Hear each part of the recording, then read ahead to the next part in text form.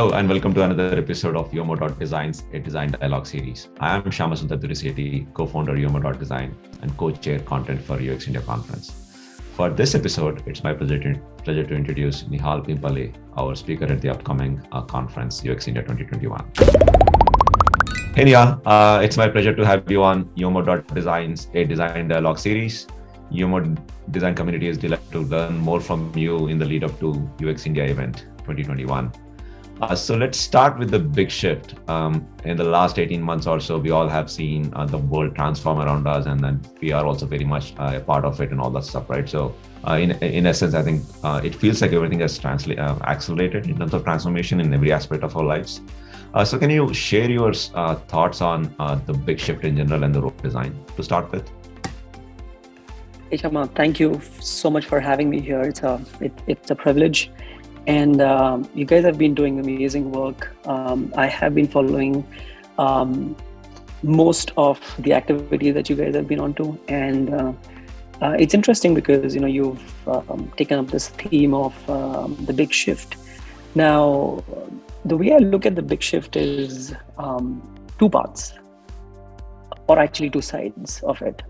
The one that most of the businesses are facing and have some of them have come out of it, which is how things have disrupted because of the sudden lockdown, or the way people have shifted in terms of purchasing, consuming, experiencing things. So that is definitely, and I don't want to repeat myself. There have been a lot of folks who've said it in a better way, but from people who have been into digital, it's been an opportunity for them. I don't think it, and to be extremely honest with you, it's not that the whole work life sort of got disrupted. It would be false to say that. Yes, things definitely changed. The way we work, the way we are connecting definitely changed.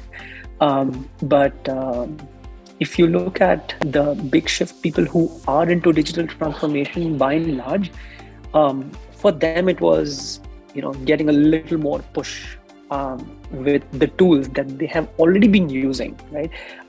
We speak about, say, Miro, right? The entire design community, or probably most of the design community, uses that. Miro was, from what I know, it's been a tool which has been in the market for, 7-8 years.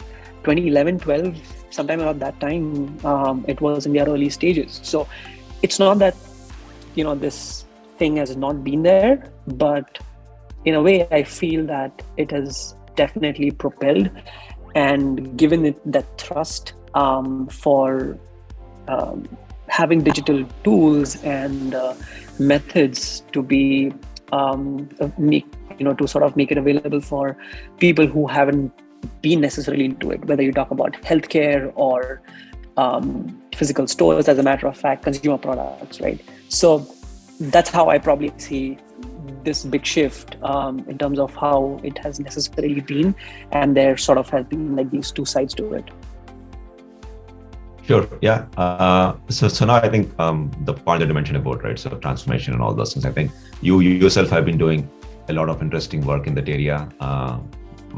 I see that when I read about you, and then when I see your work, I think it's successfully transforming businesses with design intervention, right? So it was very interesting to see things being done on those lines, whatever sector that you have worked on in the past, right? So how do you think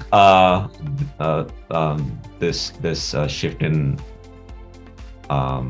design practice? I mean, have you seen any change in the way you conduct design? In essence, how are you riding this wave of be it remote working to doing research remotely, all aspects that came along with this shift? Any thoughts on that? Yeah, so let me first answer your previous question. The whole transformation bit, right, and the sectors that I have been primarily working on. Retail and healthcare has been something that I ended up working, like me and my team, in the last 18 odd months. That's the sector that we've focused more on. And when we say digital transformation, it's essentially, everything under the sun when it comes to how do you ensure that your end customers are able to leverage everything that they are doing with the intervention through digital, right? And it could be as simple as, people wanting to check in, say, like if you're visiting your physician, right? And then you would want your records to be easily available for you. Sure, that's something basically you should be able to like do it online, as simple as this. And larger shifts could be like there's one of the projects that we started working on, and it's still midway. It is related to the federal government, and that involves not just the consumer or the provider, but it has multiple stakeholders involved in that, and that involves the public, that involves the government officials, that involves sectors who we sort of did not even know existed, and they play a crucial role in that.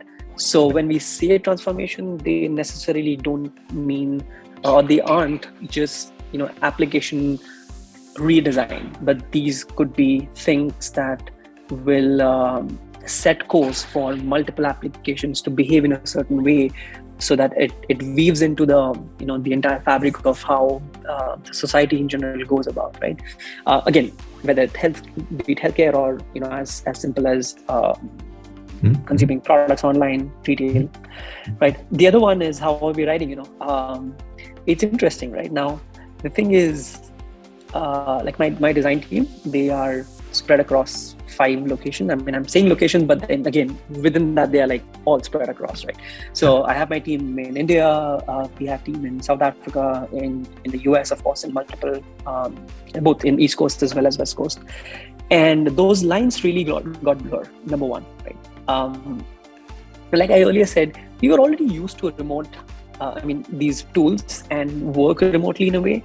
And at Moondraft, we never really, really bothered about which location you are and all that. It really didn't matter. In fact, we had onboarded a lot of people remotely as well. It's just that it was not tagged like that now, how it is under the sun, right? So those things didn't really disrupt, but the way we started working with each other and try and understand how a designer's natural abilities to communicate or bring ideas to life, those I felt did affect some in good way, some in a more challenging way. And given the team size that we have, roughly about 90 designers now, each designer, as you probably know, is creative in their own way and works in their own way, and we would definitely want to give that liberty to them. But at the same time, how do you work in teams? How do you ensure that, say you're doing a brainstorm, right? Sure, you got like a tool, like I said, Miro earlier, or like you've got like Figma Jams of the world, right, coming in. So sure, you can do that. But then what happens is all those conversations become very structured, like, hey, let's set up a Zoom. Now let's switch that mode, and then now let's start talking about things, as opposed to, hey, I bumped into you, and then, this is what we were working on. What do you think? This thought sort of just came to my mind, right?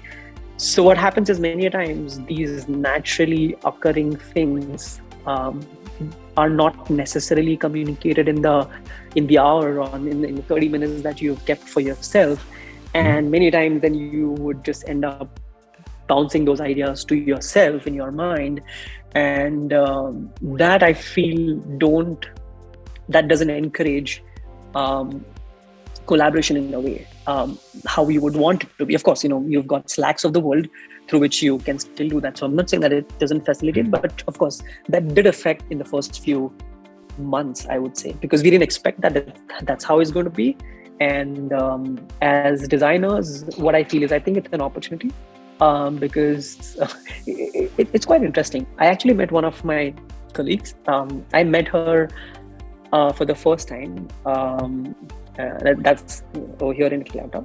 We hired her. She worked with us for like 6 months, and we used to like work remotely and all that. And then we sat at this one location, and so she was showing me some of the designs, and we were gonna chat about it. Very interesting. You're sitting right next to each other, and what we would do is typically how we would do pre-pandemic. We would like, oh, you know what?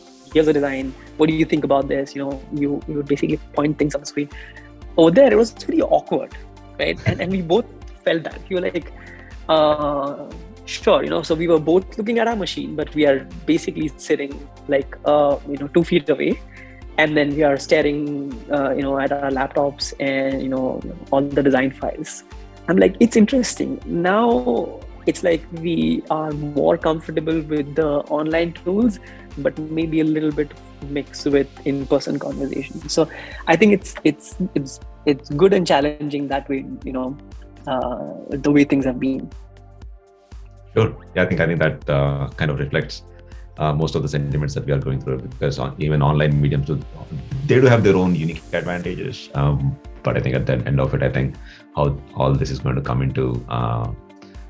come together to, as you mentioned, I don't think it's going to change the fundamental basis of how we interact and then how we do things. I think there'll be a few other things which we might either adopt or change in the interest of progressing the practice in general. I mean, it's not just design. I think it is having an influence on all sorts of interactions across. Oh yeah, absolutely. Various fields, because absolutely communication, the way it is happening, it's a pretty basic thing. And then what this digital platform has brought has gotten to the fore is various ways to communicate now, right? So synchronous, asynchronous, and then structured, unstructured, and then you can start to see the differences. And in fact, exactly right. Yeah. What you mentioned about this communications piece, right? It's very interesting because coincidentally, I stumbled upon a video by Arthur Clarke. That's I think 1975 or 1976 video. That's related to AT&T. And Arthur Clarke, what he mentioned was, in the future, it won't be about commuting, but it will be about communicating, and where things will sort of be where you would travel only for leisure, and for everything else, you would have all the bases and all the means available to you, whether you would want to send a message or you would want to basically video call each other. And it's very interesting because I'm like, it's 76, and then you're talking about video calling at that time, and including the fact that he spoke about how you will be able to make calls using your watch. I'm like, it's interesting, and you see how communications tech has really evolved. Yeah, cool. So you briefly did mention about some of the areas that we as designers, we don't usually focus on, because almost a larger percentage of us designers, we are focused on digital design mostly. Having said that, I think we kind of get a bit one-sided in terms of seeing the world, right? So there are lots of other avenues of design wherein designers can still go and explore opportunities. So with this big shift, do you see any new areas coming to the focus, any new opportunities for us to go and explore as designers? Sure. And I would say that even if it wasn't the whole pandemic situation, I strongly feel that the way design has been, it is evolving slowly than what it ideally should.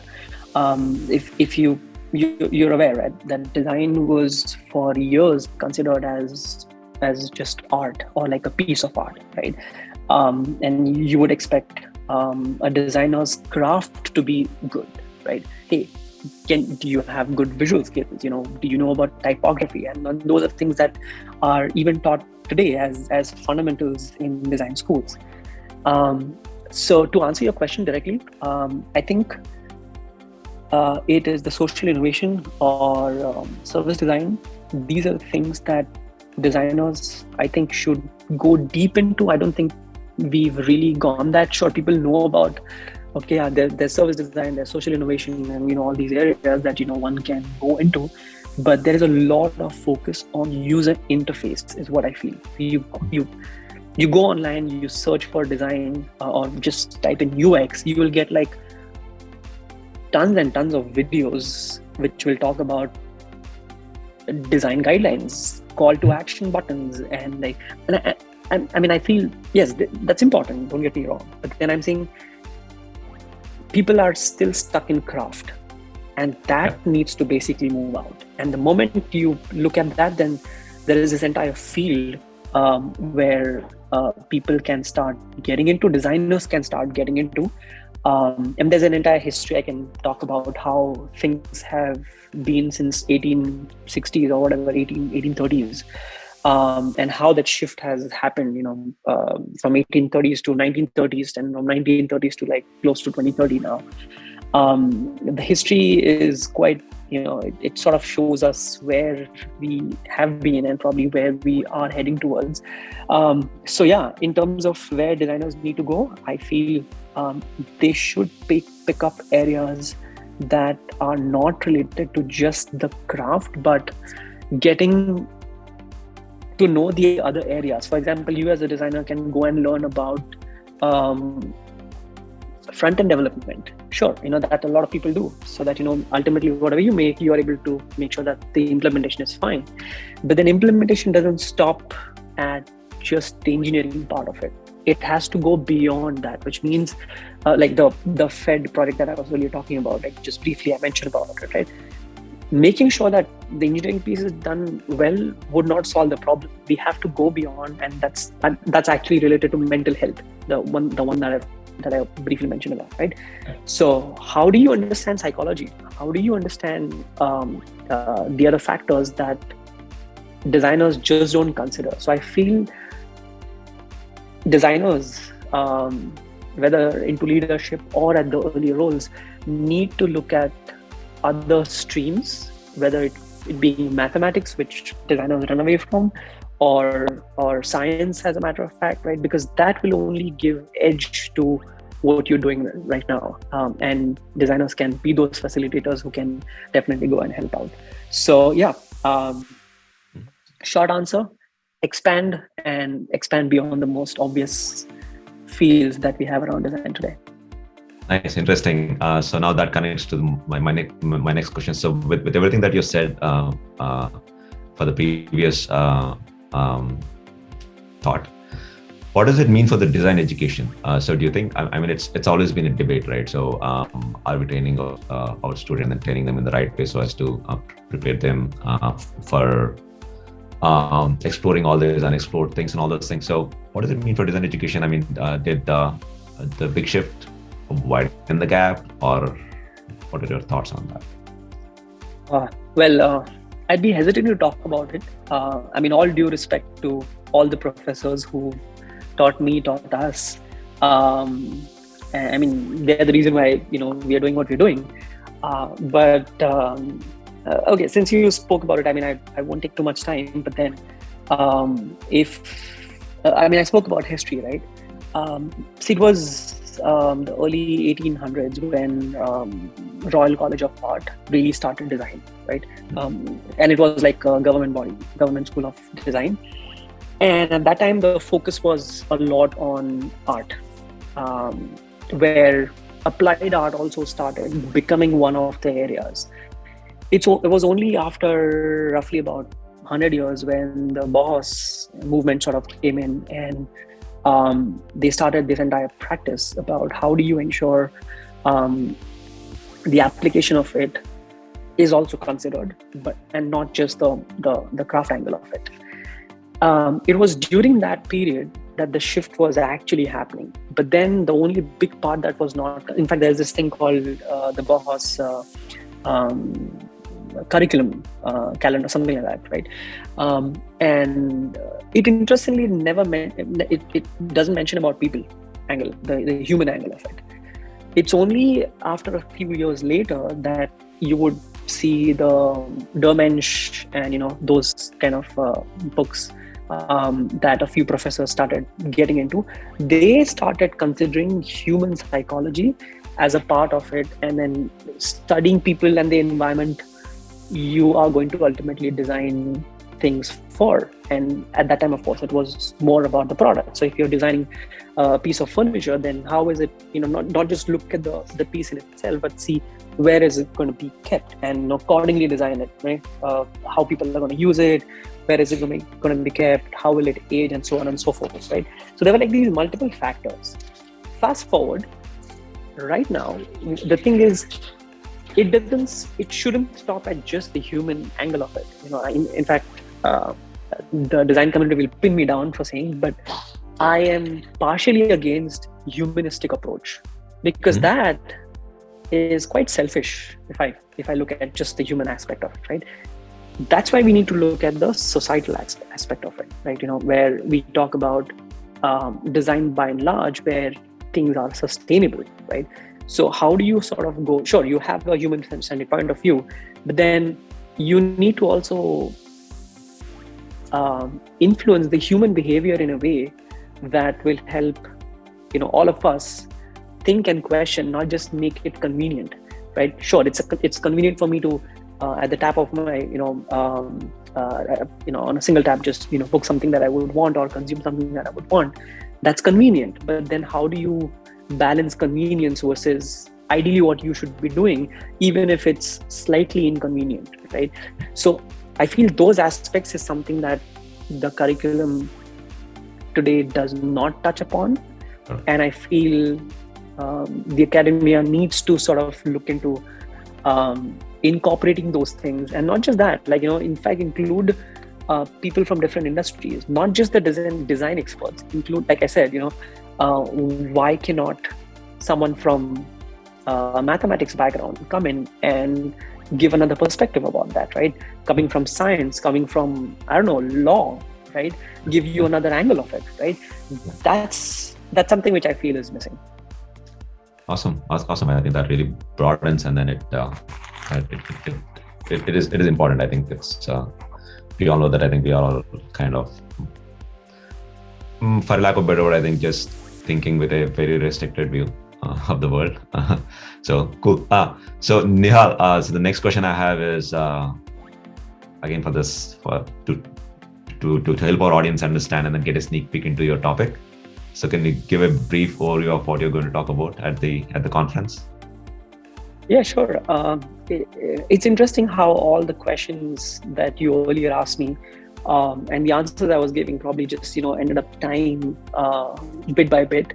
The topic that I have picked up is climate change. It is not a coincidence that I'm talking about this, where it also happens to be a topic of the month by the United Nations Sustainable Development Goals. So the thing is, see, all the designers, they love to tag themselves as problem solvers, and I've been seeing that for many years. No matter someone who's just fresh stepping out of college, what do you want to do? Hey, I'm a problem solver, right? Sure. What problems do you want to solve, man? And then you would basically talk about everything that you can, but it is at the convenience of what you can produce. If you are an identity designer, then the problem that you will see, you will try, you boil it down to how an identity creation can solve that problem, right? So, what I feel is that the real problems are not touched upon, thinking that that's not our job, right? We will solve problems, but we'll only take up small problems, right? I feel design has the capability to change and make a shift to these global challenges, similar to the one that I'm talking about, climate change, and how to create carbon aware experiences. That's something which is not spoken about enough. Even I'm learning myself. So I don't claim to be an expert on that subject, but I definitely want to trigger more conversation so we can all learn together and figure out better ways of designing the digital products that we design, right? How do you ensure that they are carbon aware, and I don't want to like leave people with thinking big that, hey, you know what, that's sure, you know, we'll talk about it, but there's what can I do? You know, I've been given a job to do. I'm supposed to like create my journey maps. I'm supposed to like create my designs and, you know, push designs out and all that. What am I supposed to do? I'm like, you know, handicapped with that. So that's exactly where I'm giving some small inputs that you can incorporate like even tomorrow, and basically add to that difference, you know, that carbon aware experiences can really make. So that's what my talk is about. So I'm talking about some high impact versus some low impact action that you as a designer can take, which will ultimately help us towards having a little more sustainable living. Nice. So we can't wait to hear about your topic, be there at the conference. So one final question is, with everything that you mentioned in terms of broadening the scope and then social innovation and all those good ideas that you mentioned wherein design can actually go and create the true impact. So what are your thoughts on what UXIndia is doing? I'm pretty sure I think some of the dots are connecting over there. If you've read about all our programs and things like that, right? So how do you see things aligning, and then how do you see yourself playing a part in this and as a part of this community? Well, I will just be starting to play a role, and I'm actually glad to sort of get this platform to put the word out. But you guys have been, like I earlier mentioned, already set the platform, and you have been talking about innovation, which is not restricted to, you know, what boot camps like UX boot camps really end up doing, right? You know, which is a very, I'm sorry to say, but very shallow approach of how designs are done, right? You cannot like spend 4 weeks and become a designer, right? You know, so UXIndia especially has been bringing up topics and getting design leaders and practitioners, everyone alike, on this platform and bringing up subjects that are diverse. And that is something that I really appreciate. And some of the talks that I have seen do talk about things that you would see as a context in the Indian geography, but not just that. You can also make that shift, or that, you know, you influence the designers who are elsewhere. So I feel that is more of a multiplier effect. And I really appreciate UXIndia for doing so. So, you know, we sitting here in another coast would really not matter, because the subjects that you are picking up are essentially global subjects. So that's really interesting. Awesome. With that, I think we come to the end of this conversation. So great again. Thanks, Nihal, for your time, for sharing your thoughts, and sparing your time in coming out with your insights, which will definitely help our community there, right? So we look forward to your talk at UXIndia 2021. Thanks once again. Okay, thank you so much for having me here. It's a pleasure. Thank you so much.